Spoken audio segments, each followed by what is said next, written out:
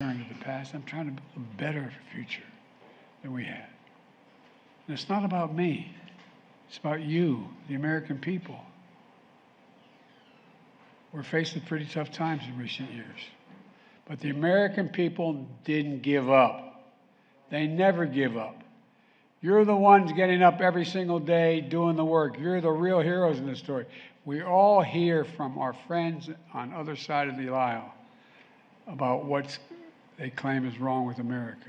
Big news has been announced and there are new proposals currently on the table. It would make a dramatic positive impact for the Social Security people. Joe Biden is making a big decision on this in order to try to avoid Social Security cuts for all recipients. Top senators for both parties are working to save Social Security benefits. Everyone in DC knows that Social Security is in trouble. They only have to listen to the federal government and the program's trustees. In the latest report, the trustees projected that Social Security's combined trust funds is already running out of money, and by 2034, the program's done. But some in Washington are working on solutions to prevent the program from becoming insolvent. One of them, Senate Republican Bill Cassidy, recently revealed what he called a big idea in a webcast hosted by the Bipartisan Policy Center that could roughly save 75% of the program's projected shortfall. The proposal is to create an investment fund that's completely separate from Social Security's current trust funds.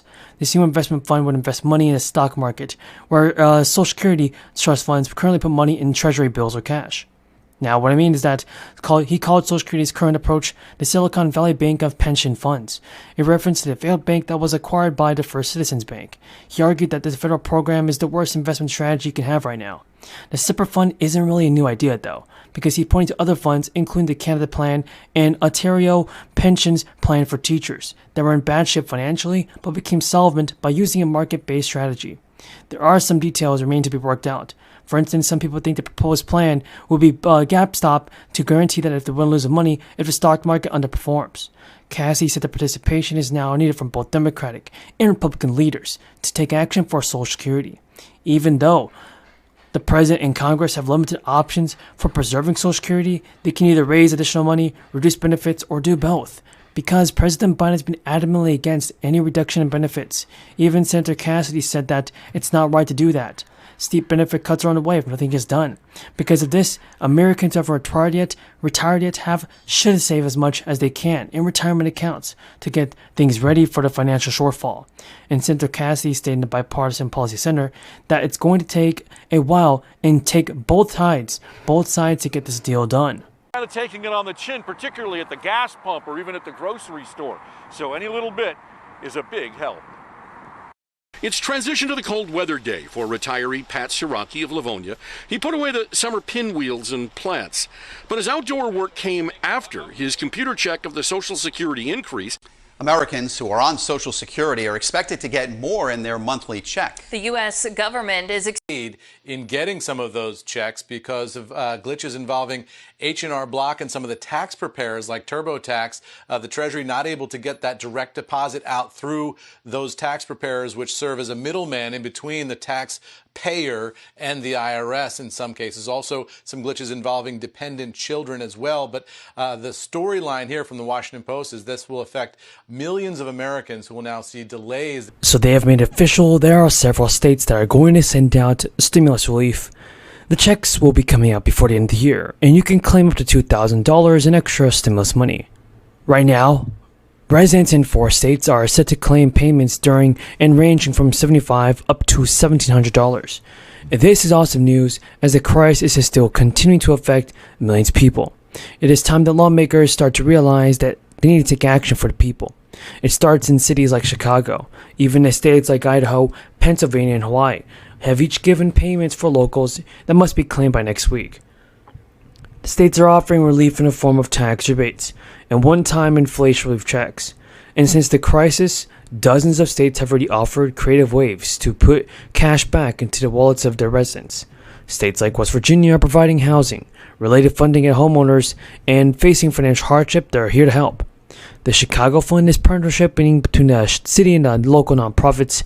It aims to give $500 checks to residents who have difficulty accessing federal crisis money, and also recipients must be at least 18 years old to claim this.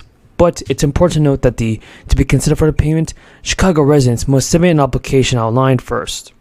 The applications all opened on October 1st and will close on December 31st. Idaho is offering 2 rebates. The amount of each payment is different, but the qualifications and process to get them are the same. The amounts are based on the most recent approved 2020 tax return information on file at the time the rebates were issued. Additionally, the governor signed a law in September, allotting residents $500 million into special session rebates.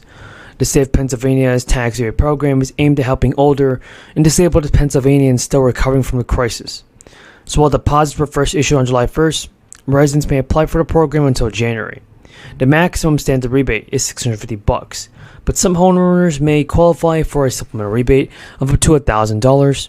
Renters and homeowners who make $8,000 or less also should get a $650 check. And Hawaii sent out its first-time tax refund to residents in August, but they're still going to be sent out to the end of the year. Hawaii's Department of Taxation said the checks were sent during the last week of August, but will be issued in phases. Residents making less than $100,000 annually will make $300 rebates, while workers earning between $100,000 and $200,000 are in line for $100. And for those who do not file an income return, must do so by January and December 31st. The program sets restrictions on both net and gross monthly income broken down to household size. But the barrier to acquiring food aid in Michigan has been lowered. It is Governor Gretchen Whitmer signed a bipartisan bill removing the asset test as a requirement to receive SNAP benefits. And according to the Michigan Executive Office of the Governor, the move will offer greater financial security to those who need it the most and ease the burden of receiving aid. Michigan is now one of the 37 states with similar laws, and the governor says people who had more than $15,000 worth of assets, including vehicles and savings, were disqualified for food. She'll say that 500,000 children in Michigan will benefit from the eliminated asset. And now in Maine, all recipients of the SNAP program will have their monthly benefits delivered to them by today. SNAP benefits are distributed to eligible residents from the 10th to the 14th of every month, with all beneficiaries scheduled to have their benefits by the month of July by Friday. Now, the next round of SNAP payments will also begin on August 10th. The state of Texas will complete issuing SNAP benefits worth up to $1,700 for a month of July this week. Texas has a long window for issuing payments, lasting through the first 10 days of the month.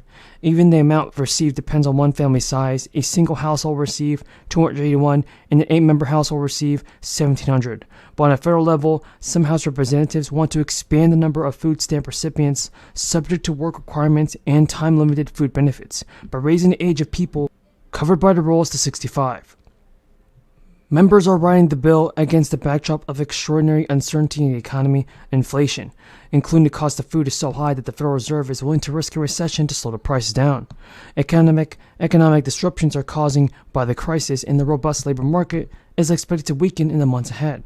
The past week, Democrats of the Department of Education announced that it will begin discharging student loan debts for borrowers who've been in repayment for 20